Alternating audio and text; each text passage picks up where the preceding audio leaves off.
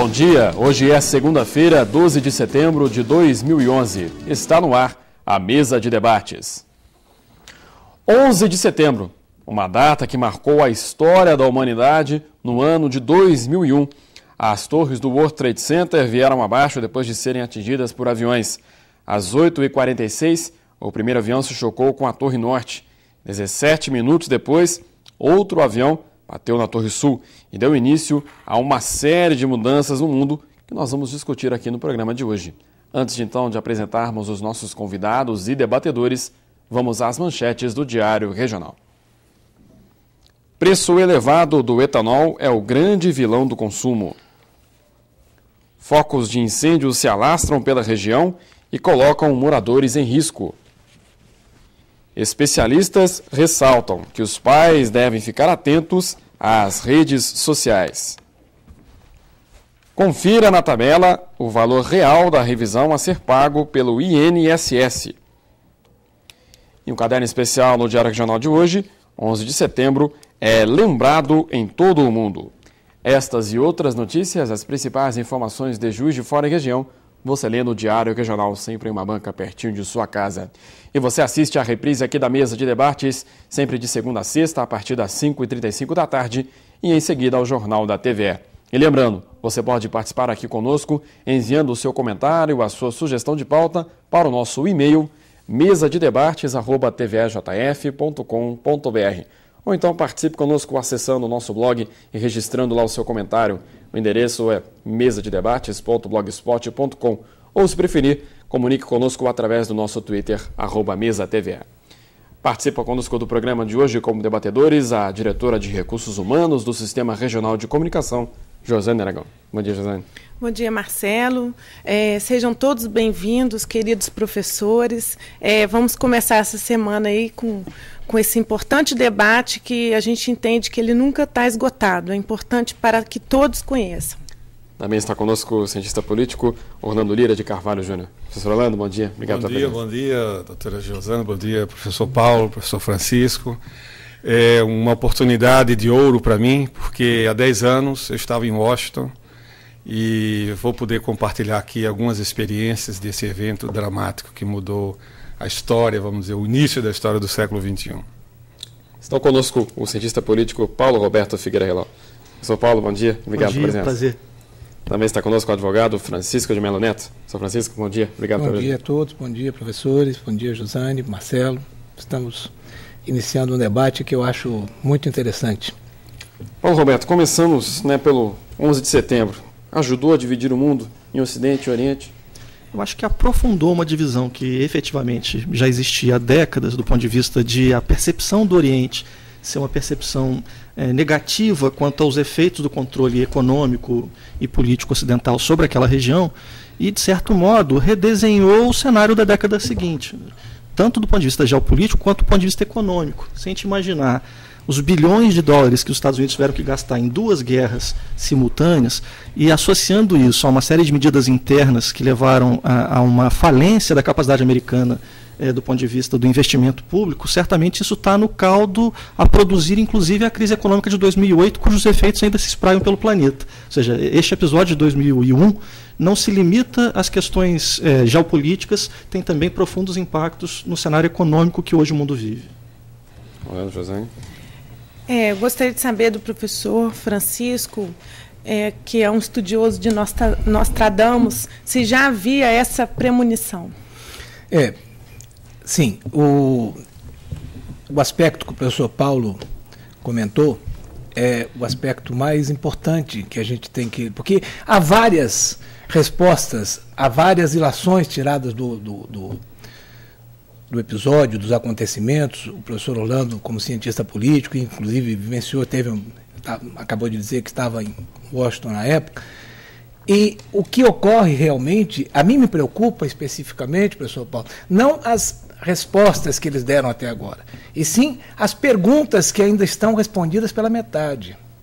Há muitas coisas que, não sei se os Estados Unidos, o governo norte-americano, esconde ou não quer revelar completamente. Começa com uma coisa simples, número de mortos. Nesse momento tem lá na placa do memorial, que foi inaugurado ontem, 2.000 973 mortos. Mas eles dão como número oficial 2.996. Tem 3.154 partes de corpos para serem reconhecidos. Todo ano, todo mês, há um órgão lá em Nova York que coleta o número de pessoas desaparecidas e em torno de 200 a 300 pessoas por mês. Naquele mês de setembro de 2001, em outubro, me parece, se não me falha a memória, há 10 mil pessoas desaparecidas. Até hoje não tem explicação. Então, essa é uma das questões. Coisa simples, quer dizer, qual é o número oficial de mortos, desaparecidos? Né? Eles dão um número, depois eles desdizem em seguida, e, enfim. Por quê não revelar a verdade? Por que não mostrar ao mundo que tem 10 mil pessoas aí desaparecidas, que até hoje eles possivelmente presumem que tenham participado do evento, já que 40 mil pessoas, 50 mil pessoas trabalhavam por dia, transitavam por dia no World Trade Center. Isso eu estou dizendo apenas como uma coisa simples, número de mortos. Também há outras coisas que eles não revelam. A questão do aparato de segurança. Então, essas questões é que me preocupam, porque o resto, os cientistas políticos, os economistas, e eu endosso completamente o argumento do professor Paulo, ou seja, a divisão, a questão econômica é a principal, e eu me lembrei exatamente de que o Nostradamus tem 16 quadras nas centúrias dele, e uma cestilha sobre o fenômeno do terror. Sobre essas 16, eu trouxe 3 hoje para mostrar para vocês como ele acertou na mosca. Como ele realmente, num outro programa que nós fizemos aqui, eu comentei a respeito. O Nostradamus é um vidente, não é um carcamano, ele não é uma pessoa imbecil, porque ele é um médico, um cientista, e tinha também conhecimento de ciências ocultas, e pelas 3 quadrinhas que mais tarde eu vou mostrar aqui para vocês, vocês vão ver que ele delineia esse quadro do terror. Parece que ele vê com clarividência essas coisas, e mais, dá uma data para isso terminar. Ainda não terminou. Professor, eu gostaria de fazer uma intervenção aqui. Uma pergunta para você e uma pergunta para o professor Paulo. Para o professor Paulo, primeiro, que é um especialista em comunicação, o grande filósofo do nosso século, que é o Jürgen Habermas, ele fez um comentário que me pareceu muito pertinente a respeito dos eventos de 11 de setembro.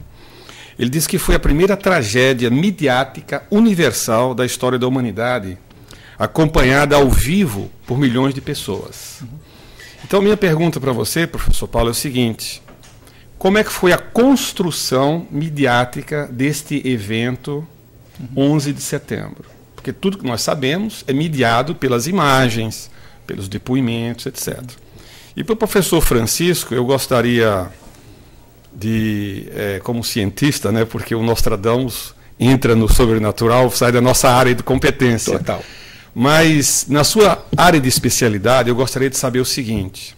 Segundo um dos assessores do Bush, o Richard Clarke, que escreveu um livro muito famoso sobre a história interna, da resposta americana desastrada ao pós-11 de setembro, ele diz uma coisa extremamente importante. Ele diz o seguinte: um dos maiores erros da resposta da administração Bush foi dirigir uma guerra não contra a Al-Qaeda, mas contra o terrorismo. Por quê? Porque o terrorismo não é um conceito unívoco, universal. Até hoje a ONU não consegue definir isso do ponto de vista legal. Porque o que é terrorismo? Vamos dizer que a gente diga que seja mortes ou a matança de inocentes, indefesos. Muito bem. A Torre, nos eventos da Torre, morreram praticamente 3 mil pessoas. Os Estados Unidos mataram 1 milhão nessas 2 guerras. Então, como é que fica? Quem é o terrorista dos 2 lados? O que é terrorismo? A Dilma Rousseff, a nossa presidenta, foi oficialmente declarada terrorista na época da ditadura militar.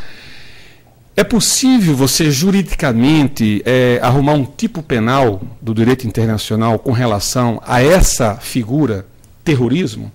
Nós ouvimos em todos os jornais, todos os dias, que o Caveirão do Rio de Janeiro traz 5, 6, como eles dizem, presuntos, a maioria dos quais inocentes, Isso não é terrorismo?